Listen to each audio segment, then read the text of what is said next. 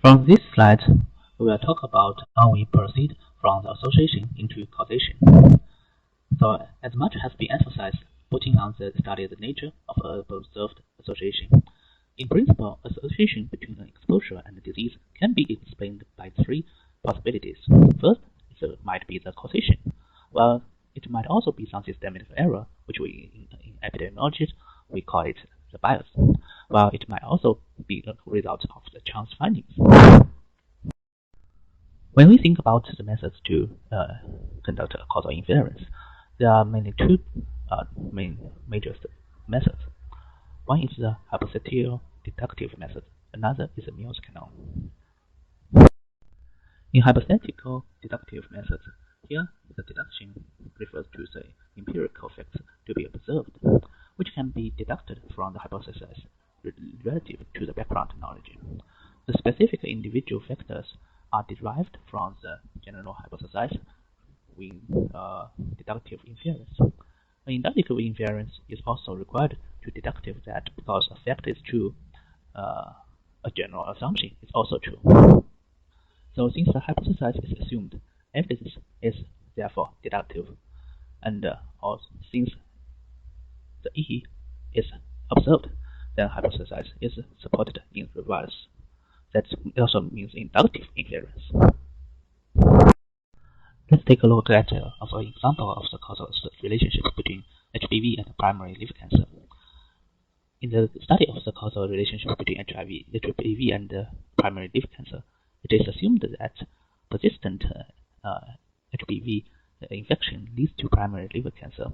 Based on this hypothesis and the relevant background knowledge, the following empirical evidence can be deductive. HPV infection rate in the liver cancer group is higher than that in the control group. An HPV-infected cohort has a higher incidence of liver cancer than the control group. After controlling the HPV infection, the incidence of liver cancer decreases. If the evidence of all of these evidence are true, then the hypothesis that HPV is also supported by inductive through co-responding stress. Another method for causal relationship is Mills canon. Mills canon represents the logical strategy developed by John Stuart Mill, an English philosopher, for generating hypotheses between the factors and the field. Other scientists also improved these canons. These strategies described are especially predominant in the epidemiological field. We will take a detailed look of these 5 canons. First, let's see the method of agreement. If 2 or more instances of an outcome on the investigation have one factor in common, the fact in which along all the instances agrees may be the cause of the given outcome. The method consists of a search for a single factor common to several situations in which the same event occurred.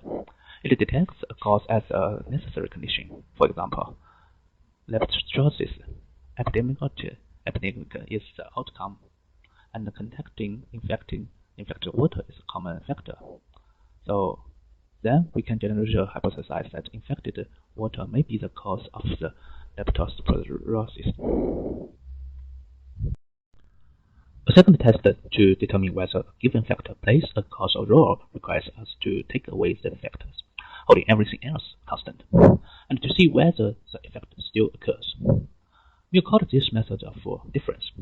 In testing the efficacy of new medicine, for example, to care for a matched group would be used. One group would get the drug and the other would get a placebo. The only difference between the groups would be the presence of all episodes of the drug, so that any difference in the result could be attributed to that factor. In summary, if all controls are alike except that the consequence being studied is only present when a certain condition is also present, then the condition may be the cause. The third method is the method of concomitant variation.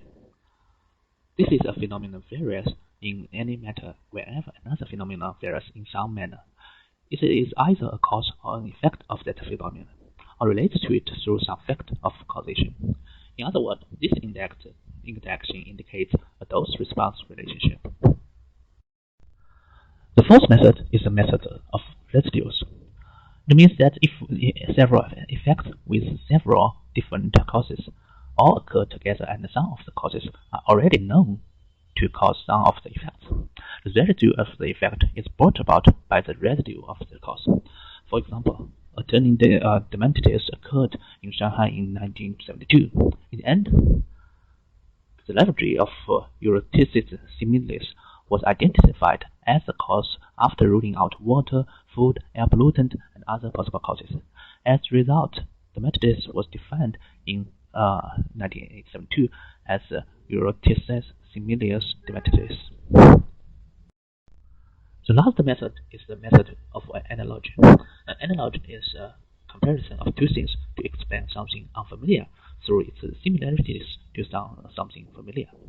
Analogy can also be used to prove one point based on the acceptance of another. For example, scientists found a consistent distribution of Burkitt lymphoma, falciparum malaria, and yellow fever in the tropics of Africa. And then they found the cause of Burkitt lymphoma, and in which the cancer started in the lymphoma cell, also called the B cells, through the method of analogy. It may be determined if the patients with falciparum malaria are infected with yellow fever. Burkitt lymphoma may occur.